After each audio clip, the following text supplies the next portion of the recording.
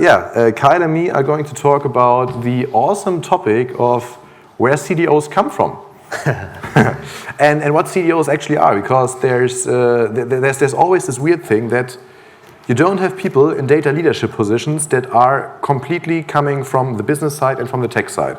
And that's my very provocative hypothesis, that you can either have a chief data officer who is coming from the business side, so someone who was very good in their subject matter expertise side, maybe in marketing, maybe product, whatever, and then was suddenly starting to lead data teams, or you have someone who's very, very techy in the data science area and the data engineering area, and was promoted from tech lead at some point to chief data officer. Yeah. What do you think about this?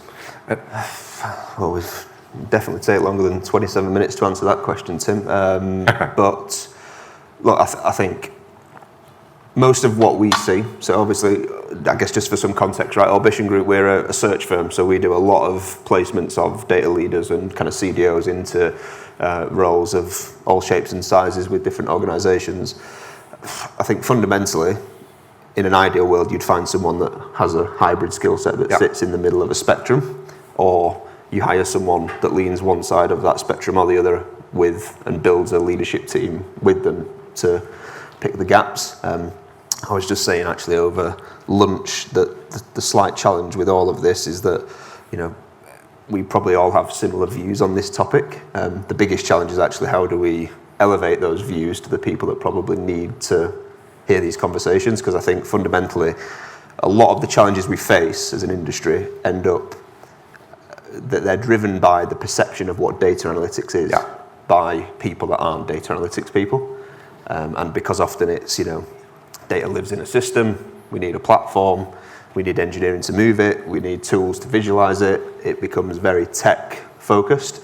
You know, I'm sure there's many of you out there that have looked at CDO job descriptions and seen things like Python and, you know, SQL on them still, which, you know, always makes me laugh and grimace at the same time. But look, I think if you put a gun to my head, Tim, and ask me what, you know, where should someone lead, it's got to be more on the business side. Yeah. Because I think we've proven over many years that we're pretty good at the technicalities. That's not normally what lets us down. So would you say that tech people shouldn't become chief data officers then? It's a mean question, sorry. No, absolutely. I think, I mean, that's a fascinating question, and one that I've tried to kind of figure out, like, why is it that you get some people that can elevate themselves out of the technicalities, so they've still come from a very technical data analytics background, but become a CDO at a large organization, right? So it's not to say that those people can't get to that level, but fundamentally the job changes drastically, right? Yeah. You know, from building platforms and reporting and whatever else into being able to go and sit in a boardroom and have a conversation about how data analytics will improve business performance, which fundamentally is what it should be all about, I think. No, 100%. And I think it's also a lot easier if you understand, we had this morning already, if you understand the business questions, if you understand the use cases. So, I mean, it's great if you really know quite well how Kafka streaming works or how data platforms are being built on. But that might be quite difficult to put you in a room with the chief operations officer or the chief finance officer because they have other scopes. And you also had another interesting angle when you started talking about. You probably get a lot of people that want to hire these chief data officers. What are they usually looking for? And do they even know what they should be looking for? Do they know what they're looking for? I think they vaguely have an idea. But again, that perception is often flawed in terms of what they think that person should be doing. So, you know, I would obviously very biasedly say that I think our best work comes when we can intervene and course correct. Because often you get instances where, you know, we'll have a conversation, we're looking to hire a CDO or equivalent. And again, it's very geared towards, they want someone that comes from an engineering background or, you know, can code and stuff like that. So I think it's about, and obviously, you know, it depends if you're talking to a Fortune or FTSE 100, right, in comparison to a startup, right? Because that situation may change. Like if you're a tech startup, you might need someone that can actually roll up sleeves. And I mean, for the startup, I think it would still be fine if you have to do SQL and Python and maybe also all the other stuff, because you might be the only person in that startup doing data, and then you're the chief data officer, which is also a very interesting job description. Agreed. I think I was the head of data for half a year without anyone reporting into me. That was also great, which also meant I had to build up everything. So in the end, it was like the chief position, but yeah, startup incubator, no one else around. But they also didn't know what they wanted, so obviously. Yeah, I mean, titles and roles and responsibilities, the non-standardization in our industry is a massive problem. Yeah. Massive, and I think I if anyone doesn't follow me on LinkedIn, please follow me. You can see, I rant a lot about this stuff all the time.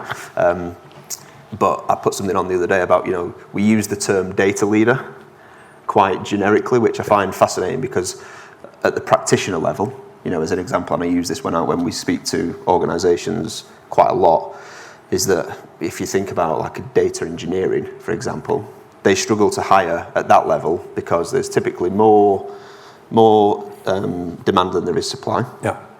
And also people that don't know what they're looking at won't realise that actually they're not called data engineers universally. There could be 5 or 6 different job titles for that one skill set across the industry.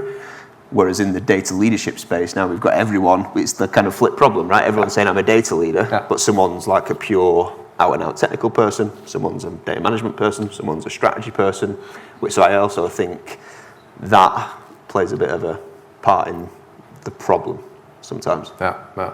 But do you think that there could be, the other problem is also that data is evolving too fast. And when you look for a data engineer, it's probably like 6 different job descriptions, and the analytics engineer is coming up, there's a machine learning engineer, which is all data engineering in some way, but in very, very specified areas, and I think that's also going to change. With one of my previous customers, we hired prompt engineers now, which I think is the new shit, and that's also quite funny because I'm not sure how long this is going to stick, but there will be more. I think that's also the other problem. I don't think we can go to a direction where people can really totally understand what a chief data officer does. But yeah, it's for me it's always funny because I also read all these job descriptions and it's always very, very broad. It's always, in German there's the word called eierlegende Wollmilchsau, which means you are a pig that gives wool, that also lays eggs and also gives you milk.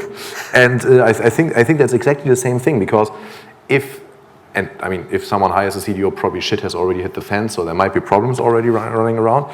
But it's always quite difficult. And then what do you see in your work? Because that's really interesting to me. Are there also differences between industries? Are some people smarter in understanding smarter sounds bad, but more versed in understanding what they need?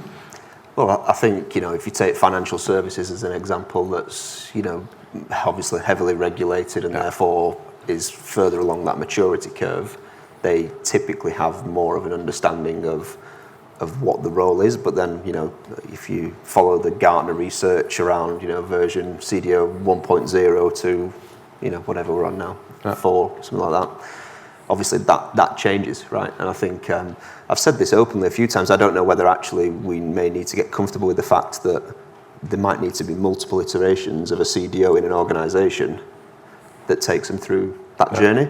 Because if you're trying to find someone that can do everything, there are very, very few people out there, unfortunately, that, because the breadth of the scope is so wide, right? But might also be a problem that the field is still, calling the field of data too young is also maybe a bit presumptuous, but could also be that there are just not enough people out there that did these kind of things. If I go in a chief data officer position, now it's the first time I would be sitting on a C-level. I was sitting in a lot of C-level meetings before, but never really as a proper part of that. And I think that's what's missing. I don't think there's many CDOs out there that are, reporting. There's a lot made about reporting lines, right? Yeah. And they should report to the CEO. Hardly any. Yeah, I've been reporting to 2 different CPOs, to one CMO, to the CTO, to the VP operations in some company.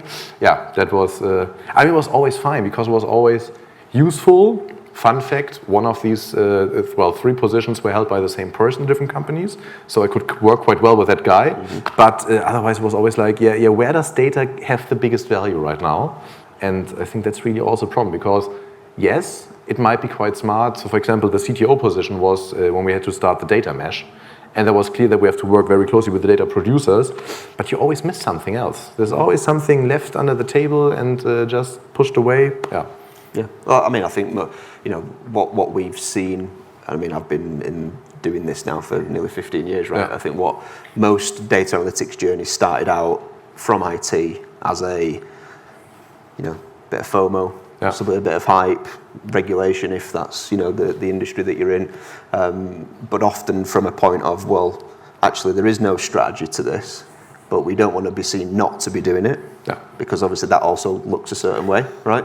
And then you get into these kind of journeys where, well, we're going to need a platform, so let's build the platform and then we can figure out how we get value out of it later, and invariably that often doesn't happen.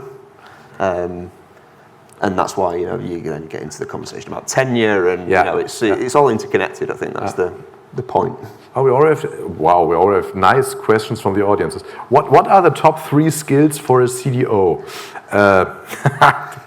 That's a good question. I mean, I would probably say I would say there's 1 skill. No, I think I might have 3. You have to be able to talk to people really a lot, because I think, yes, we are all, I mean, anyone who's working with data is somehow technical. Even if you come from a business side, you have to understand stuff.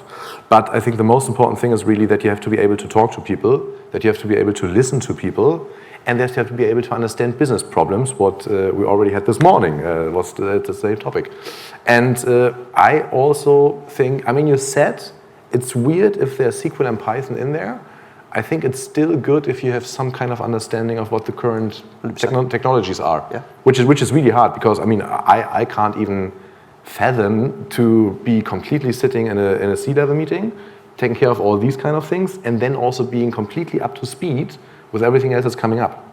I mean, that in of itself is pretty much impossible, right? Yeah. To be all things to all people, but I think it's definitely not a hindrance to understand and know the technicalities. You know? So I think it's important that we do acknowledge the fact that the technology and the technical elements are important.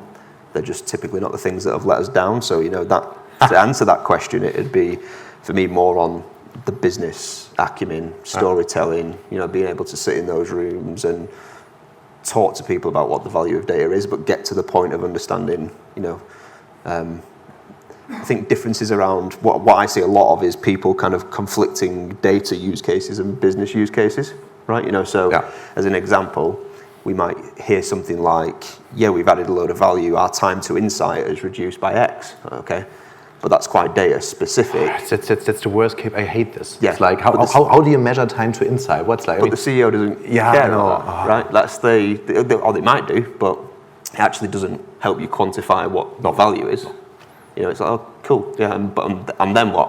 And I mean, time to insight is like, how fast do you fix tickets or questions? And there's no measure about, time to insight can be quite small because all the questions are stupid and are already there. And you just tell people, this dashboard. Great time to insights, but doesn't give you any value. Mm-hmm. This one's great. That's something I'll just also, you already said that you think there might be different iterations of CDOs needed for a company. And there's like, does every business need a CDO? If so, who should they report to? Well, CEO, my eye. But I also think, and that might be very subjective also because of the job I'm doing, but I also think for many projects and many topics, you don't need someone sitting there full time. So I think maybe from my point of view, what companies need more is project-wise chief data officers. Like for 1 or 2 years, put the strategy in, get them up to speed, get everything done, and then it can maybe run on itself. Mm-hmm. I mean, I'd agree with that. I don't know whether that's ever a line in the sand that companies will draw, because I think there's probably some arguments against that 100%. Strategy. But as far as execution goes, I think that would be sensible in the fact, because obviously as organisations go through that maturity curve, you need different skills, right? Yeah. So would it not make sense to have people that are specialised in certain parts of the journey that can go from A to B, B to C? Yeah. Arguably, would they ever want to do that and claim they're doing that? Probably not. And I mean, you probably know best, how long does it take to hire a CDO? That depends on the organisation. I mean, look, the interview processes are obviously quite in depth. Yeah. right? And that's the other thing, like if you think about titles and remuneration, like it depends on the role itself, right? There's a massive difference that for someone that is a CDO at a FTSE Fortune 100 that earns, 7 figures, and someone that's, not a CDO, has the title at a smaller company that earns 100,000 euros. 5 figures still, very different. So, does every business need a CDO? I don't think it does. I think, I've had many people on my podcast who are, you would consider industry-leading CDOs who have said, actually, in 5 years, there might not be a need for a CDO at all, because if we've done our job properly, as per the conversation this morning, the business, in quotation marks, should be able to manage their own data capability, because it's just so ingrained. I don't know. Maybe most CDOs can move into chief strategy officers, because I think that's what we're doing a lot of. Mm-hmm. What would we advise to organizations that have not yet woken up to the need of appointing a chief data officer? Get your shit straight and think about what you're missing. Yeah, something like that. Yeah, I think context plays a massive part here, right? Because size of organisation, sector, what they're trying to achieve. I think that largely the problem is that they don't know what they're trying to achieve, and often these things are driven out of, we know we need to do something, or we know we need to do more.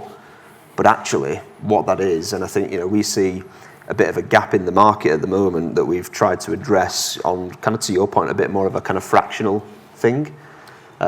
Because if you're down the road with a strategy, fine, and you've got that figured out, great. But a lot of organisations we speak to, they're kind of like, well, do we want to hire a McKinsey or a Bain and come in and give us a strategy that we don't know we want to commit to? Equally, do we want to go and hire someone full time when we don't know we want to commit to it?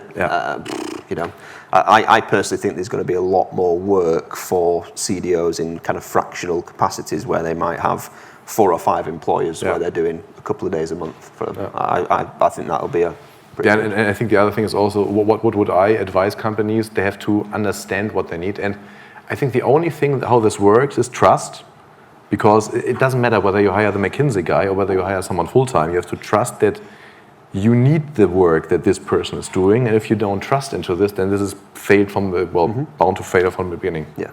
But I think there's many organisations that pay lip service to this stuff, right? Because the perception is important. They need to be seen like they're doing something to kind of keep up with the industry.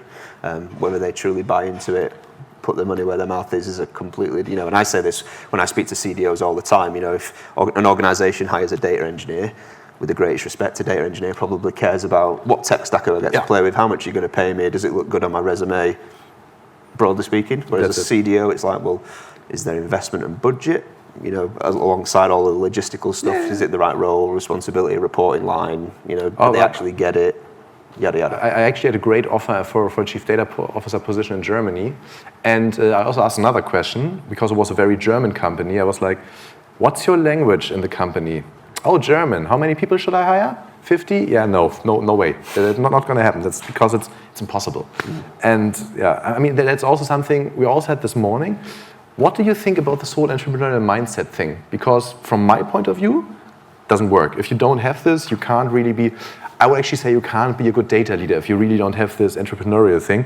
And totally grain of salt, I'm from startups, maybe in supply chain and everything else, and really old. I'm just shoveling my own grave here. In more consistent companies, maybe it's not that important, but I think for anything I worked in, I always was like, my people, everyone on my team has to have a bit more of entrepreneurial spirit and be their own program manager or product manager. And do you see that often? Do companies know that if they hire someone, they should be like this? Do they even want that? Maybe it's also annoying for companies. So I would say that they don't know it's that, but they feel the symptoms of not having that, right? Because I think there's been, very well documented, there's a lot of stuff that happens, gets built, there's no value, and organisations become very frustrated with that. I think what you're talking about there is that entrepreneurial mindset becomes a little bit about kind of, does this make sense? Why am I doing it? Et cetera, as opposed to someone who's just told me to go and build a platform that's going to take me 5 years to build and cost me 10 million euros. Do we even need this? Exactly. Are we still there in 5 years? That's a question I have to ask myself quite often when I work in startups. But it's probably not smart to have a 5-year plan. It's more like 5 weeks and then see what happens. I mean, I was saying this over lunch, right? You look at the average tenure of the CDO and the average roadmap. The roadmap's 3 to 5 years, and the tenure's 2. So it's interesting. I didn't. It's really like this. 2 years is like the normal tenure. Depends on who you listen to, but 18 to 27 months, I think, is the window. Interesting question. You probably know this best. Are those people leaving because they want to, or is this like more of a enforced tenure or stop of the tenure? I think it's a little bit of both. Yeah. So I mean, what we've seen over the last, if you think about 5 years, there was this big migration away from coming out of IT into the business, in quotation marks, wherever that might be. As soon as times get hard, costs start to get cut, all of a sudden there's a big push back under IT again, for rightly or wrongly, whatever the reasons are. And obviously then you have people that decide, well, actually that's not for me. The role of the CDO then is effectively being cut to VP on the CDO level. Yeah, the responsibility of the role itself is half of it's given back to the CIO. So I think it's a kind of accumulation of different things where the individual's like, no, that's not for me. But they're also drawing a line in the sand by making that decision, right? There's also another nice question. How would you measure the success of a CDO? And I think that's really difficult because we already said most companies don't know what they need. And if you say the tenure is usually only 2 years, I think there should be success criteria. But I don't think anyone has those. And I mean, most companies you come in as someone on this level, it won't probably be like the green field. It's more like a brown field. You have to shovel shit for like the next 2 years, and then you're like, maybe that's not my job. Yeah, I mean, I say to CDOs I speak to all the time that are interested in like looking at new opportunities. You find the perfect opportune moment in time where an organisation's coming to the table for the first time, which obviously is becoming more rare and rare and rare. Or you go in and cleaning up someone else's crap, right, for a period of time, and then trying to do your own thing with it. So I think the success criteria is challenging because most organisations don't really know why they're going to the hiring table to begin with. So if you don't know why you're there, how can you define what success looks like? But I think if we need to get to a place where that just becomes the norm. And obviously, success would be value, right? In quotation marks. But value is different things to different people. In Germany, there's also another success criteria. I mean, shareholders are often quite interested in titles. And I have a PhD, and that always makes my job quite easy to get into jobs because it's like, we appointed someone new. He has a doctor in front of his name. It's also, that was sadly quite often the case. If the CDO reports to the CEO, then surely we are saying that it has to be a centralized department. I would say totally no. Because, I mean, we heard people talk about the data mesh already today. And I would say if you are working in a data mesh direction, you don't have to have a centralized organization. In my last job, I even gave away, I think, 2/3 of my headcount, because I realized it makes more sense to put these people into different teams, and I'm just there leading the data platform, the data center of excellence, and I'm the annoying person bitching about everything that other people do wrong, because I know better, and I still have these teams under me somewhere. I mean, reporting lines, operating models and stuff like that. I mean, that's just a whole can of worms. I think. I mean, so here's one for you, right? So I spoke to a few people that, as a CDO, reported to a CEO, and actually they said that they thought that that's what they wanted, and it was going to be great. And actually, when they got it, they realised actually I never get a chance to speak to the CEO. Like, there's no support mechanism there. So they kind of felt a little bit isolated, which I thought was interesting, right? Because it's almost seen as the holy grail. If you report to the CEO, they really care about it. And that's not to say that these companies didn't care about it. It's just actually the mechanics, day to day, week to week, didn't really support them. Didn't work out that. I don't know. What are good reasons for hiring a CDO? What are not so good reasons? Well, the not so good ones. I mean, the not so good ones would be like, I have a doctor now on my team, which is awesome. Look at me, shareholders, this is really great.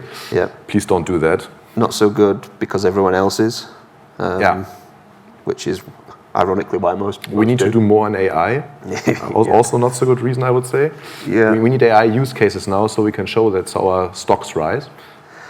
I think like this is a gross oversimplification, but actually, if an organisation wants to improve business performance and truly believes that data and analytics can help them to do that, which I think you'd struggle to find anyone that would say, I don't believe in that as an ideology, but actually it's often everything else that goes with it around the decisions that they make that often let them down from getting there. Yeah.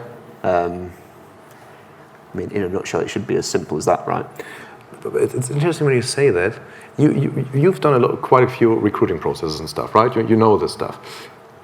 Do you think that there's, let me rephrase it a bit, are there processes where they realize at some point, hey, we have someone internally already, why don't we just promote someone who already knows the business, who might be able to give us the strategy, who maybe just needs a bit of pushing and a bit of mentoring? Does this happen? Because to be honest, I think this would be the way, right? I mean, that's also this very weird way how data careers work nowadays. Because, I mean, if you say the tenure of a CDO is 2 years, the tenure of a data scientist or data engineer or someone else is also maybe 2 years if you're lucky. Absolutely. Maybe 3 if you're really lucky. Yeah. I mean, I think there's been many success stories where you've had someone that moves into being a CDO or the equivalent persona that doesn't come from a traditional data background. So I think that, I think that's been proven that it can work, and obviously the benefits are they know the business, yada, yada, yada. Yeah. How many do that? Again, back to the perception. Yeah. It's like, well, we need this super technical wizard because it's, this is so complex and so complicated. The data ninja, data magician. Yeah. Yeah, true. What do you think now? What tangible impact can a chief data officer effectively make when being in the role for only 2 years? Difficult. I mean, I think the most tangible effect they can make is that the company understands they probably don't need a chief data officer anymore. that might be one. To be honest, I mean, it's a good question, but it's again, if you go into a startup, you can make loads of impact in 2 years, because in the end, 2 years in a startup is like 14 doc years, so there's a lot of stuff to do. But I think really 2 years sounds small or short, but it totally depends on the business. I mean, it might be, you did everything, go on. I mean, I think the reality is you could make a load of progress in 2 years if you're focusing on the right things. Yeah. But often, again, most organisations aren't, because they hire someone to do a specific part of the data analytics value chain, as an example, as I said before, like build a platform, and then 2 years later they come with a handout and say, dashboard, where's the ROI? It's like, well, we've spent 2 years building a platform, we've not even used anything yet. So, I don't. This is an impossible question. But all these questions, how can we really change this? How can we make sure that people understand what chief data officers can do? And I mean, especially in your job, right? I mean, how can you make sure that if someone calls you and it's like, hey, Kyle, please hire a chief data officer for us. We don't know why. Then what could we tell them? Well, I think this is part of the challenge, is that they think that they do know why. Yeah. And often it's that why is incorrect, right? So as I said, often it's driven by a push out of perception of what they want people to see and feel, but often they do associate this with technical systems, lakehouses, that type of work. So they go and appoint someone who can do that. The challenge then is obviously the other side of the coin struggles to get done, and then with no value, you're into that conversation. They decide to dismantle the team. You don't understand the business. Go away. And we'll try again in 18 months' time, and usually do the same thing again. Yeah. So, don't know. Nice. I think it's an education piece, right? Yeah. That was what I was aiming for. And I think it's totally an education piece. But the question is, who do you educate? That's the. No. Who do you educate? Who wants to listen to you educating them? Well, not many people, unfortunately. So I think on that, as I said, when we've had chance to sit down with the people that are making the decisions and talk them through, actually you're thinking about this maybe in slightly the wrong way, and they take that advice, that works best. Yeah. But I think the perception piece often underpins all of these challenges, right? It's even like the CIO. Like the CIO often will be a key stakeholder for these recruiting processes, but their perception of data is exactly the same as like the CEO or the COO or CFO, that this is a technical thing, so therefore I want to own it, and You need someone really smart who did this before, So it's almost like the perception of what data analytics is and can do and should do is just wrong. Yeah. Until we change that, we're kind of going to be having this same conversation over and over again. How do we do that? I think obviously, as I said over lunch, like events like this are great, LinkedIn's great, podcasts are great, but we also need to find a medium where we can bring, the business into these conversations, because fundamentally, I rant on LinkedIn every single day, but the CEO of all these businesses aren't sat reading my LinkedIn not posts, really, right? I mean, it's probably like more like chief data officers following you 100%. than me as well. Yeah, no, but that's a good thing. It's maybe a good final words. We need to do more education, so we can put the right chief data officer in the right position, so 100%. people know what they need. Yep. Cool. Agree. Thank you. No problem at all. That was very nice. Let's do that again.